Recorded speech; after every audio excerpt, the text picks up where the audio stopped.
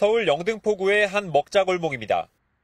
어젯밤 10시 15분쯤 20대 남성 A씨가 몰던 오토바이가 한 남성 무리의 사이를 뚫고 나오더니 멈춰섭니다. 왜 난폭운전을 하느냐는 항의를 받은 겁니다. 그런데 잠시 뒤 오토바이에 다시 올라타려다가 붙잡히는 모습이 포착됩니다. A씨가 너클을 낀 주먹으로 일행 가운데 한 명을 폭행하고 달아나려고 한 건데 또 다른 남성에게도 주먹을 휘두르다 일행에 의해 결국 제압됐습니다.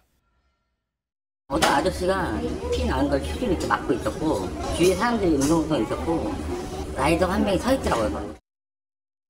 너클까지 낀 주먹에 맞은 남성들은 안면부에 부상을 입고 병원으로 이송됐는데 이 중 한 명은 치아가 3개나 부러지는 중상을 입었습니다. 신고를 받고 출동한 경찰은 금속 너클을 압수하고 A씨를 특수폭행 혐의로 현행범 체포했습니다. 서울 영등포경찰서는 자세한 사건 경위를 조사하는 한편 구속영장 신청을 검토하고 있습니다. 지난 5일 서울 중랑구의 한 거리. 주춤거리던 택시가 멈춰서고 뒷좌석에서 내린 한 남성이 운전석으로 향합니다. 이어 가방에서 20cm 길이의 흉기를 꺼내 택시기사에게 휘두르자 놀란 일행들이 말립니다. 경찰이 오기 직전 이 남성은 흉기를 도로 가방에 넣었지만 곧바로 들통났습니다. 사치 가방 그거를 경찰이 내가 그때 당황한 것 같더라고요. 신경하다가 딱 했는데 사실은 그냥 칼날 아니고 나무 손잡이가 들어있는 이게 딱 나온 거야.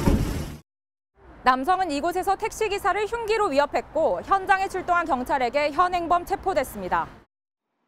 당시 술에 취한 이 남성은 자신이 부른 택시가 서 있는 것보다 조금 떨어진 곳에 정차를 하자 시비가 붙은 것으로 전해졌습니다. 경찰 조사 결과 남성의 가방에는 신림동 등산로 성폭행 사건으로 알려진 신종 범행 도구인 너클도 추가로 발견됐습니다. 서울 중랑경찰서는 남성을 운전자 폭행과 특수협박 혐의로 불구속 송치했습니다. 서울 신림동 등산로에서 무차별 폭행과 성폭행을 당해 의식을 잃은 여성이 이틀 만에 숨졌습니다. 경찰은 피해 여성이 오후 중 사망했고 정확한 사인은 확인 중이라고 밝혔습니다. 범행을 저지른 30대 최모 씨는 영장실질심사를 받으러 법원에 들어서며 모습을 드러냈습니다. 슬리퍼 차림에 얼굴을 알아보지 못하도록 모자를 눌러쓰고 마스크까지 썼습니다. 피해 여성에게 죄송하다면서도 강간은 미수에 그쳤다고 말하며 살해 의도도 부인했습니다. 성폭행이 미수에 그쳤다고 주장하시는데 혹시 맞으신가요? 사전에 너클 꼈던 거에 살해 의도 있으셨나요? 없었습니다.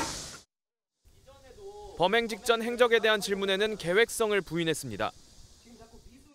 1시간 동안 왜 걸어 다니셨어요? 운동으로만.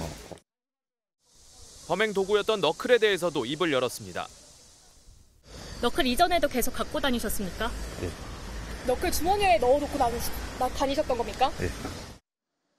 범행이 잔인하고 피해가 중대하다고 판단하는 경찰은 최 씨에 대한 신상공개위원회 개최를 검토 중입니다.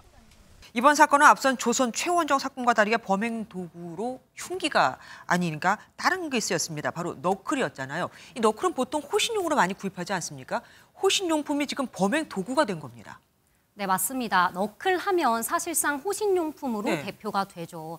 실제로 인터넷에 너클을 치면 호신용이라는 키워드로 판매가 되고 또 누구나 쉽게 구입을 할 수가 있습니다.